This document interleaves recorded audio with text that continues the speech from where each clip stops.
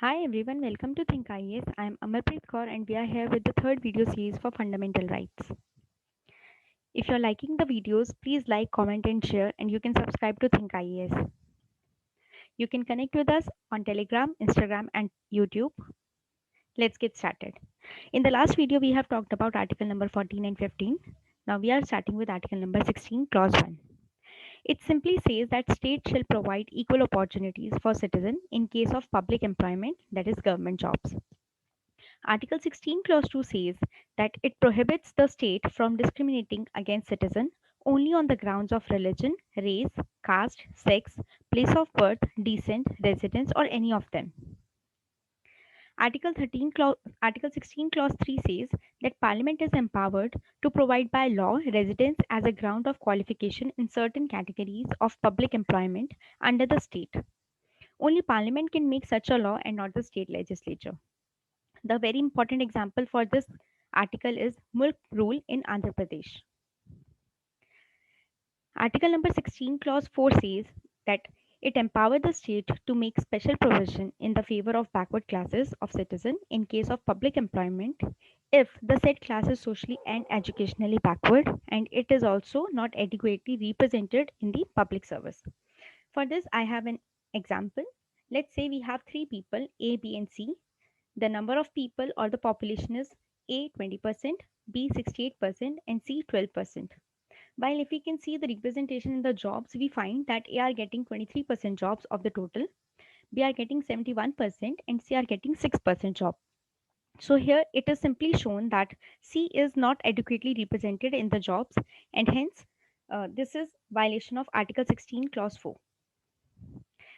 This article has one more important case, that is Indira Sahani versus Union of India case 1992.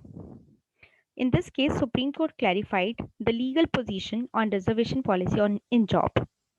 First court held that 27% reservation for OBC in public job is constitutionally valid. However, court ordered the state to identify the creamy layer among the OBCs and remove them from the benefit of reservation.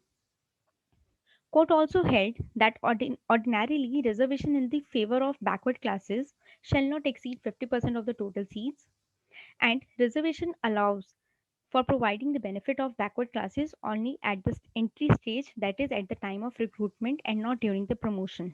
Therefore, reservation for SCs and STs in promotion was held unconstitutional and void. But Parliament found it wrong, so Parliament responded by introducing Article 16, Clause 4A through 77th Amendment Act 1995, which provide for the reservation in promotion for SCs and STs. Now let's move to Article 16, Clause 5. It empowered the state to prescribe religion as a ground of qualification for recruitment of candidates in certain category of public employment. For this, there was a case known as Nagaraj versus Union of India case 2006, in which Supreme Court reiterated that reservation policy to be constitutionally valid most satisfying five conditions. So it has to satisfy first five conditions, and then only we can say that this reservation policies can apply.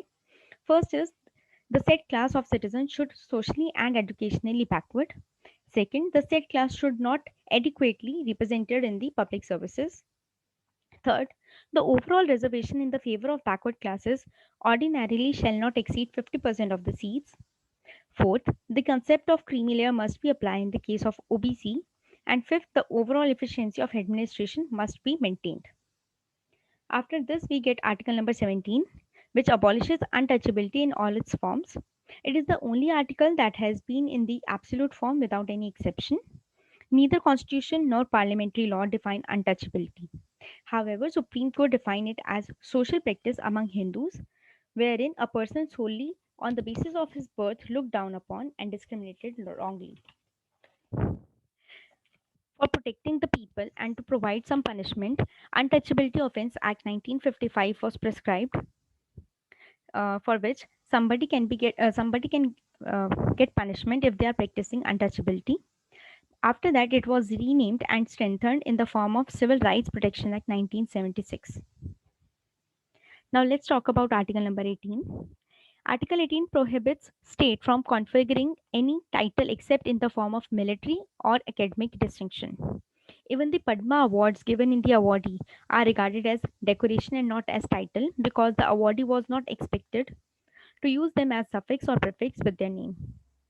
But Supreme Court held that national awards are not violation of principle of equality because the right to equality does not mandate that merit should not be recognized. Article 18 also prohibits the citizen of India from accepting any title from foreign state, and a foreigner holding an office of profit or trust under the Indian state cannot accept any title from foreign state without the consent of President of India. With this, we have completed right to equality. In the next video, we will be talking about freedom of speech and expression. I hope you like the video. I hope you like the content. If you have any doubts, you can comment them down.